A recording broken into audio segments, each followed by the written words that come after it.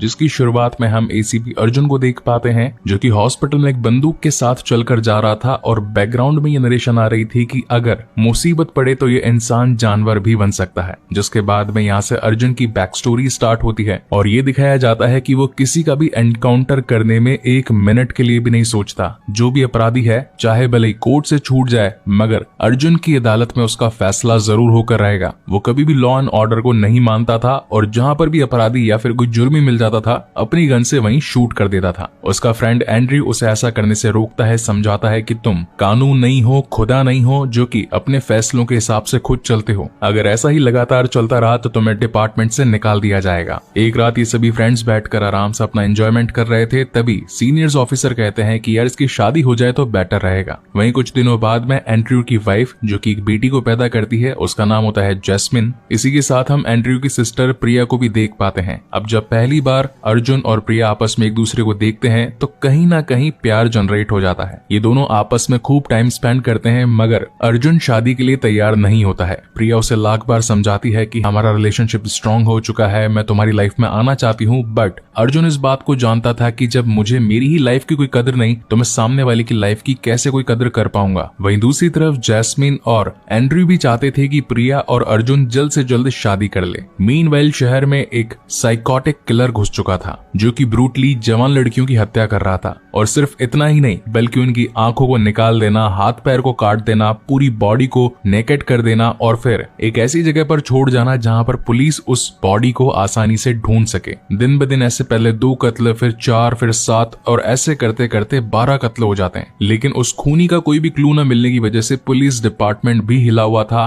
और अब तो पूरे शहर के अंदर जस्टिस के नारे भी लग चुके थे। इस साइकोपैथ किलर का नाम होता है ब्रह्मा। इसे हमने और भी कई सारी मूवीज में देखा भी है मगर साउथ की मूवी होने के बावजूद भी इन्होंने अपनी एक्टिंग में कोई कमी नहीं छोड़ी। जब तक एक विलन अपनी ऑडियंस के दिलों में खौफ और गुस्सा न पैदा कर दे तो फिर वो विलन किस काम का। तो यहाँ पर ब्रह्मा ने इस चीज का पूरा ध्यान रखा है, दबा करके खून करे हैं और ऐसे भयावह कत्ल कि पुलिस वालों को तक उल्टी आ जाए। मगर एक दिन अर्जुन एक प्लान बनाता है और एक लड़की को खुला छोड़ देता है, मतलब रात को अकेला निकाल देता है। ब्रह्मा तो ऐसी ही रात में अकेली घूमती लड़कियों की तलाश में होता था तो बेचारी वो लड़की हत्या चढ़ जाती है, बट समय रहते वहां तक पहुंच जाता है अर्जुन। मगर ब्रह्मा किसी से कम नहीं था, उसने ऑलमोस्ट पूरी टीम को खत्म कर दिया था, एंड्रयू को भी चाकू मार दिया था और जब तक अर्जुन वहां पहुंचता ब्रह्मा से बदला लेता। लेकिन ब्रह्मा कहता है कि देख या तो मुझे पकड़ ले या दोस्त को बचा ले क्योंकि ऑलमोस्ट उसकी जान खत्म होने वाली है। हालांकि तब तक बाकी पुलिस डिपार्टमेंट भी वहां पर पहुंच चुका था मगर एंड्रयू की हालत बहुत ही ज्यादा खराब थी। उसे हॉस्पिटल ले जाया जाता है, उसे ईसीजी भी दिया जाता है मगर इन सब का कोई फायदा नहीं होता क्योंकि उसका बहुत सारा खून बह चुका था और इसी के चलते उसकी डेथ हो जाती है। इस बात से पूरी फैमिली इंक्लूडिंग अर्जुन को बहुत आघात लगता है। वो अपनी इस पुलिस जॉब को भी छोड़ देता है और अपना घर छोड़कर अपने दोस्त एंड्रयू के ही घर में आकर रहने लगता है। जिसके बाद वो अपना एक कैफे स्टार्ट करता है और उनकी लाइफ उसके फ्रेंड की फैमिली यानी कि प्रिया,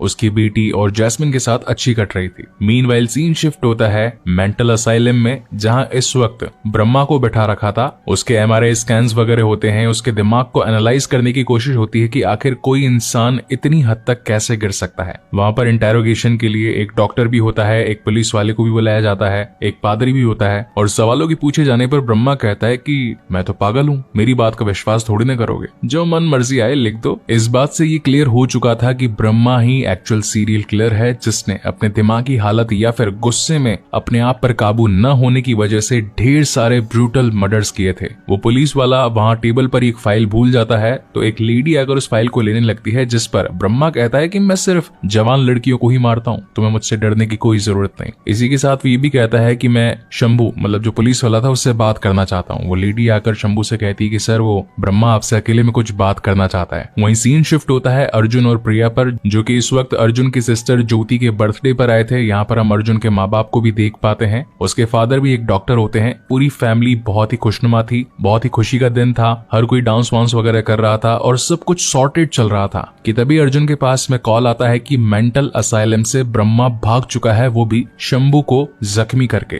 पूरे शहर में उस सीरियल किलर का नाम स्माइली किलर के नाम से फेमस हो चुका था। इन बातों को सुनकर के अर्जुन के मन में फिर से डर पैदा हो जाता है और वो आसपास में खड़ी लड़कियों को एक मर्डर्ड बॉडी की तरह देखने लगता है, यानी कि उसकी आंखों के सामने लाशें घूमने लगी थी कि अगर ब्रह्मा बाहर आ गया तो जितनी भी लड़कियां रात को बाहर निकल रही है या किसी कारणवश कारणवश उन्हें घर से जाना पड़ रहा है, वो सब तो मतलब अब गई काम से। उसे जल्द ही कुछ न कुछ जुगाड़ निकालना पड़ेगा। नेक्स्ट डे अगेन पुलिस को एक और लड़की की लाश मिलती है एंड एज यूजुअल शरीर पर कपड़े नहीं होते हैं, आंखें पूरी निकली हुई होती है और बॉडी का हर पार्ट कटा फटा होता है। और इन्वेस्टिगेशन से मालूम चलता है कि ये तो शंभू की बेटी है, यानी कि ब्रह्मा ने उस जेल से भागने के बाद सबसे पहले उसकी बेटी को ही जान से मारा। पुलिस डिपार्टमेंट सत्ते में आ चुका था, पूरे शहर के अंदर नाकाबंदी करवा दी जाती है। रात को जितनी भी लड़कियां घूमती है उन्हें घर से बाहर निकलने के लिए मना कर दिया जाता है, मगर फिर भी यार कुछ किसी को जरूरी काम पड़ जाता है, कहीं आना जाना होता है तो निकलना तो पड़ता ही है। तभी एक लड़की घर से बाहर निकलती है और ब्रह्मा जी अपनी कार से उसको ठोक देते हैं और फिर से अगेन जंगल में उस लड़की की लाश मिलती है। जहां पर पुलिस डिपार्टमेंट पूरी तरीके से हिल चुका था, वो अपने ऑफिसर को हड़काते हैं कि भाई तुम लोग कर कह रहे हो, चोरी हो गया, दिन ब दिन मर्डर्स होते जा रहे हैं और खूनी का नामो निशान तक नहीं। अगर 24 घंटों में उसे नहीं पकड़ा गया तो तुम में से बहुत सारे ऑफिसर सस्पेंड हो जाएंगे। जिनमें से ये बात सुनकर एक ऑफिसर तो वहीं पर ढेर हो जाता है, उसे हॉस्पिटल में भर्ती करवाया जाता है। और शाम को जब डीजीपी वेदानंद उससे मिलने के लिए आते हैं तो वो ऑफिसर बताता है कि वो साइकोटिक किलर इतना ज्यादा पागल हो चुका है कि उसकी मर्डर करने की स्ट्रेटजीज भी बदल चुकी है। पहले तो सिर्फ आंखें निकाल कर हल्के बुल्के हाथ पैर काट देता था, बॉडी पर कुछ कट्स वगैरह होते थे, मगर अब तो और भी ज्यादा बुरा हो चुका है। बॉडी के कई पार्ट्स की स्किन गायब है, इनफैक्ट खरोंचों के निशान पहले से भी ज्यादा बढ़ चुके हैं। और उससे भी बुरी बात, आजकल उसने एक नया ट्रेंड स्टार्ट कर रखा है। पहले तो वो सिर्फ उस विक्टिम यानी कि उस लड़की को ही मारकर शांत हो जाया करता था, अब आजकल उसकी पूरी वीडियो बनाकर उसे परेशान करते हुए की वो क्लिपिंग वगैरह उसके घर वालों को भी शेयर करता है और उसके घर वाले ये सब कुछ देख नहीं पाते और खुद की आत्महत्या कर लेते हैं। अब जहाँ एक तरफ इनकी ये बातें चल ही रही थी, तभी अर्जुन के पास में उसके फादर का कॉल आता है और वो कहते हैं कि बेटा ज्योति घर से गायब है, ट्यूशन के लिए निकली थी, 5 बजे तक घर आ जाना चाहिए था, लेकिन अभी 8 बज रहे हैं, उसका कोई भी अता पता नहीं है। तो अर्जुन भागता हुआ फटाफट से अपने घर पर जाता है, देखता है कि ज्योति गायब है। अब उसे भी डर लगने लगता है कि कहीं ब्रह्मादि साइकोटिक किलर ने उसकी बहन को अगवा तो नहीं कर लिया। उसके पास में अपनी बहन को ढूंढने के लिए सिर्फ 12 घंटे हैं, क्योंकि अगर उसने टाइम वेस्ट कर दिया तो ब्रह्मा अपना काम कर चुका होगा। अब अर्जुन भैया होते तो एसीपी हैं, तो अपने पूरे मोहल्ले को इकट्ठा करते हैं और पूछते हैं कि क्या तुमने आसपास कोई सस्पिशियस एक्टिविटी देखी। अब जो साथ के पुलिस वाले होते हैं वो अर्जुन से जल रहे होते हैं। जहां एक तरफ अर्जुन अपने पूरी लोकेलिटी के अंदर हर किसी से पूछ रहा था कि कोई ऐसा अनजान व्यक्ति या फिर कोई अनजानी कार जो कि तुम जिसे जानते नहीं हो उसे देखा हो या किसी को उठाकर ले जा रहा हो, तो बाकी साथ के पुलिस वालों को कहना था कि भैया तू पुलिस में नहीं है, जॉब छोड़ चुका है, now you do not have single right to ask anybody in the locality. इस बात पर अर्जुन को गुस्सा तो आता है, मगर सबसे बड़ी प्रॉब्लम अभी उसकी सिस्टर थी, ना कि इन पुलिस वालों से झगड़ा करना। लेकिन बाकी जो टीम के मेंबर्स थे वो कहते हैं कि यार सर शांत हो जाओ, ये अर्जुन सर है, अगर गुस्सा आ गया तो आपको भी फोड़ फाड़ देंगे, जितना हो सके इनसे दूर रहो। इसके बाद अर्जुन अपनी लोकेलिटी में पूछता है कि भैया किसी को कुछ पता है तो बता दो। तो एक छोटा बच्चा कहता है कि जब दिन में हम क्रिकेट खेल रहे थे तो हमारी बॉल एक कांच का कार तोड़कर घुस गई, हमको लगा कि जो कार का मालिक है वो बाहर आएगा, हमको मारेगा और बॉल भी नहीं देगा, मगर ऐसा कुछ नहीं हुआ।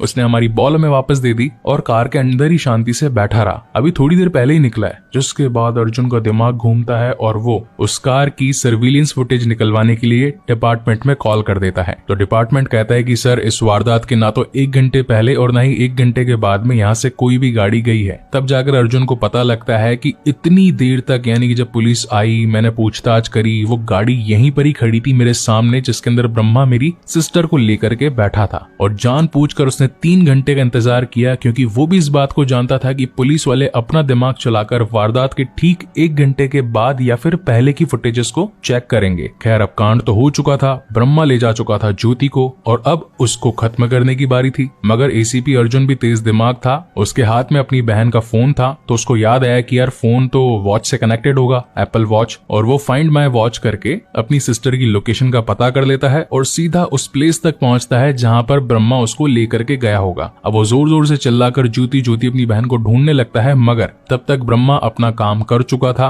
और ज्योति का गला काट चुका था। घबराया हुआ अर्जुन अपनी सिस्टर को गाड़ी में बिठाकर जल्द से जल्द हॉस्पिटल ले जाने की कोशिश करता है, मगर खून के बहुत ज्यादा बह जाने की वजह से बीच रास्ते में ही ज्योति की जान चली जाती है। एक भाई पर क्या बीतती है जब उसकी बहन उसी की आंखों के सामने अपना दम तोड़ दे। ये सीन सचमुच बहुत ज्यादा क्रिटिकल था। इनफैक्ट एक बार तो मुझे भी रोना आ गया। वहीं जब फैमिली के सामने ज्योति की बॉडी को लेकर आया जाता है तो फैमिली वाले कोई भी मेंबर ये मानने को तैयार ही नहीं थे कि हमारी बच्ची अभी ट्यूशन गई थी और वापस इस हालत में आई है। मैं तो मान ही नहीं सकता कि ज्योति का ऐसा हाल हुआ है। नेक्स्ट डे जो बाकी के पुलिस वाले थे वो डीजीपी से अर्जुन की शिकायत करते हैं और कहते हैं कि अर्जुन आजकल खुद ही पुलिस वाला बनकर घूम रहा है, लोगों को परेशान कर रहा है। जहां पर डीजीपी जानते थे कि Arjun is a good guy and a best officer also. उसने जो किया सही किया, अगर वो टाइम पर नहीं पहुंचता तो हमें ज्योति की बॉडी तक भी नहीं मिलती। तभी अर्जुन का डीजीपी से पूछना था कि सर उस शालू का क्या हुआ जिसे लास्ट टाइम हमने बचा लिया था उस ब्रह्मा की कैद से। जब उसके पास पूछताछ करने के लिए लोग पहुंचते हैं, उसके बॉयफ्रेंड गणेश से इनकी मुलाकात होती है, जो कि एक फोटोग्राफर होता है। पुलिस वालों का गणेश से कहना था कि भाई शालू जहां पर भी है उसे सेफ रखना, क्योंकि ब्रह्मा अगेन उसे मारने के लिए घूम रहा है। जहां पर गणेश का कहना था कि शालू को मुझे बचाने की कोई जरूरत नहीं, क्योंकि ब्रह्मा तो जब भी कॉल करेगा शालू सीधा पहुंच जाएगी, क्योंकि उसे सेक्स करने का बहुत कीड़ा था। वो जिसे देखे जहां देखे, चाहे जोमेटो वाला हो, चाहे टैक्सी या कैब ड्राइवर हो, या फिर किसी भी क्लब में कोई भी रैंडम पर्सन हो, उसे बस सेक्स करना था। और जब ब्रह्मा उसे ले गया तो उसकी आंखों में मौत का खौफ नहीं, बल्कि उस टाइम भी सेक्स करने की इच्छा थी। लेकिन थोड़ी देर में यहाँ पर शालू का एक वीडियो वायरल हो जाता है, जो कि न्यूज पर चल रहा था कि ब्रह्मा अपने अगले शिकार को ढूंढ चुका है और अब इसे भी खत्म करने वाला है। अर्जुन को ये लोकेशन जानी पहचानी लगती है, क्योंकि ये वैसी ही लोकेशन थी जहां पर उसने लास्ट टाइम ब्रह्मा को पकड़ा था। वो ये समझ गया था कि ये साइको किलर अपना शिकार वहीं करना चाहता है जहां लास्ट टाइम ये बच गया था। तो ये भैया पहुंच जाते हैं ब्रह्मा को मार कूटने के लिए। इनके बीच में जबरदस्त फाइट भी होती है। अर्जुन उसे जिंदा पकड़ना चाहता था, लेकिन नहीं चाहते हुए भी उसको गोली लग जाती है। जहां पर मरते वक्त भी ब्रह्मा का ये कहना था कि अगर एक ब्रह्मा मर गया तो दूसरा ब्रह्मा जरूर आएगा। अब ये बात अर्जुन को इस वक्त तो समझ में नहीं आती और वो अपनी निजी जिंदगी में वापस पहुंच जाता है। सब कुछ सॉर्टेड था, बिल्कुल सही चल रहा था। लेकिन तभी अगले दिन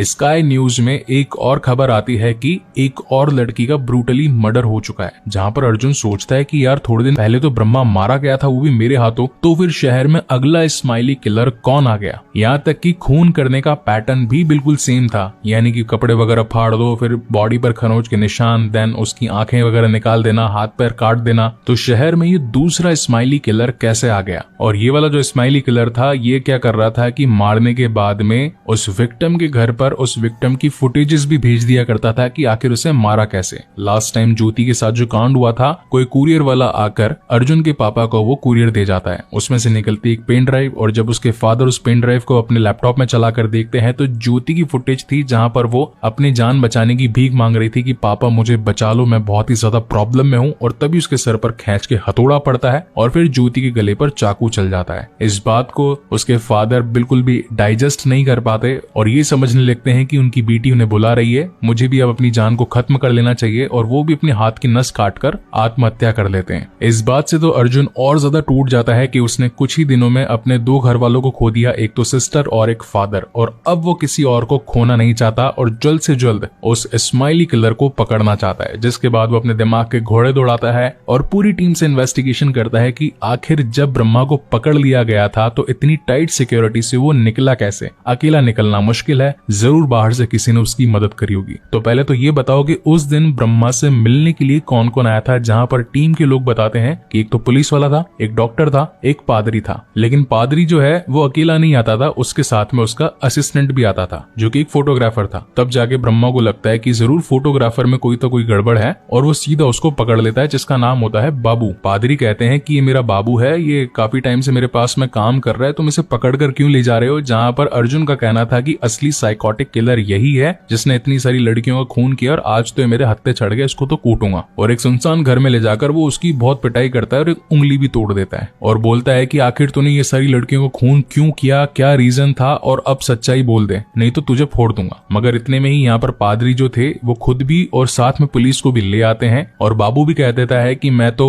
अर्जुन से बहुत ज्यादा डरता हूँ, 1 साल पहले भी मुझे फालतू के केस में इसने फंसा दिया था और आज फिर से पकड़ लिया और मुझे मार रहा है बहुत बुरी तरीके से। असली खूनी यही है, सारे खून इसी ने किए। पुलिस वालों की नजर जो होती है वो अर्जुन पर आ जाती है, और अब तो पूरे शहर के अंदर जस्टिस फॉर बाबू और केस अगेंस्ट अर्जुन के हैशटैग्स ट्रेंड हो जाने लगते हैं। मगर खतरा अभी तक टला नहीं था। शालू, जिसे कि लास्ट टाइम जब अर्जुन ने बचाने की कोशिश करी थी तो उसके हाथ में गोली लग चुकी थी, तो इस वक्त वो हॉस्पिटल में होती है, मगर कोई शख्स आकर उसे हॉस्पिटल से अगवा करके ले जाता है। तो यहाँ पर पुलिस को लगता है कि अर्जुन तो यहाँ पर बैठा है, तो फिर शालू को किडनैप किसने किया। इसका मतलब कि खूनी तो अर्जुन नहीं है, तो उसे छोड़ दिया जाता है, क्योंकि डीजीपी से दोस्ती वगैरह होती है तो वो बच जाता है। अर्जुन अब सीधा पहुंचता है बाबू के घर पे, जहां उसका एक कंप्यूटर पड़ा था और उसमें वो सारी फोटोग्राफ्स थी जिनका अभी तक ब्रूटली मर्डर हो चुका है। इतने में यहाँ पर बाबू पहुंच जाता है और अर्जुन अर्जुन तो उसको पहली आंख में देखते ही कुटाई शुरू कर देता है, जिसके बाद यहाँ से पूरी कहानी का प्लॉट रिवील होता है। तो बेसिकली पास्ट में हुआ ये था कि जब ब्रह्मा को पकड़कर जेल में डाल दिया गया था, तो पादरी जब बात करने के लिए आए थे तो वहां पर बाबू भी पहुंचा था और बाबू की फर्स्ट टाइम मुलाकात होती है ब्रह्मा से, जहां पर बाबू ब्रह्मा को ये कहता है कि जब आपका 11th मर्डर था और जब आप अपने शिकार के शरीर से आंखें वगैरह निकाल रहे थे तब मैंने आपको देख लिया था, मगर मैंने पुलिस को नहीं बताया। हालांकि थोड़ी देर बाद में वहां पर पुलिस पहुंच चुकी थी, उन्होंने मुझे भी ढूंढ लिया, मारा पीटा और हर किसी से ये सवाल पूछ रहे थे कि क्या मर्डरर तुम हो या फिर तुमने किसी को देखा, लेकिन फिर भी मैंने आपका नाम नहीं बताया। जहां पर ब्रह्मा उसे कहता है कि तेरे अंदर भी एक ब्रह्मा है, तू भी एक बदले की तलाश में है, मेरे यहाँ पे यार बहुत सारे मच्छर घूम रहे हैं, इनको जरा मार दे। तो वो रैकेट उठाकर 2-3 मच्छरों को मार देता है, जहां पर मच्छरों की चीखें आती है, मतलब in the sense of movie. तो ब्रह्मा का यह कहना था कि जो हमारा खून पीते हैं, हमें नुकसान पहुंचाते हैं, अगर 1-2 को मारने पर इतनी खुशी मिलती है तो फर्ज करो कि तुम्हारे आसपास ऐसे हजार हैं और जब तुम उन्हें मारोगे तो कितनी खुशी मिलेगी। देखा जाए तो इसका कहीं ना कहीं रेफरेंस हम असुर मूवी या फिर असुर की सीरीज से भी लगा सकते हैं, जहां पर माइंड मैनिपुलेशन की बात आ चुकी थी। तो इसी तरीके से ब्रह्मा ने बाबू को मैनिपुलेट कर दिया था और जहां तक ज्योति का मर्डर हुआ था वो तक किया था ब्रह्मा ने, और उसके बाद में जो 3 खून हुए, मतलब जिनकी और ब्रूटल मर्डर्स हुए, फिर वीडियो क्लिप्स निकाली गई और उनकी फैमिली को सेंड किया गया, वो डबल ब्रूटल इस बाबू ने किए थे। अब जब ये सच्चाई अर्जुन को पता लगती है तो वो अगेन उसे जान से मारने की कोशिश करता है, मगर तब तक यहाँ पर पुलिस पहुंच जाती है और इस झगड़े को यहीं रोककर बाबू को पुलिस सेफ्टी देती है, क्योंकि उन्हें तो ये मालूम ही नहीं था कि इन सारे कांडों के पीछे बाबू है। और अर्जुन को पकड़कर थाने ले आया जाता है, जहाँ पर सारा शक अब अर्जुन पर आ रहा था, क्योंकि पुलिस वालों से बचना सिर्फ एक पुलिस वाले को ही आता है, क्योंकि वो उनके सारे टैक्टिक्स और वर्क स्टाइल को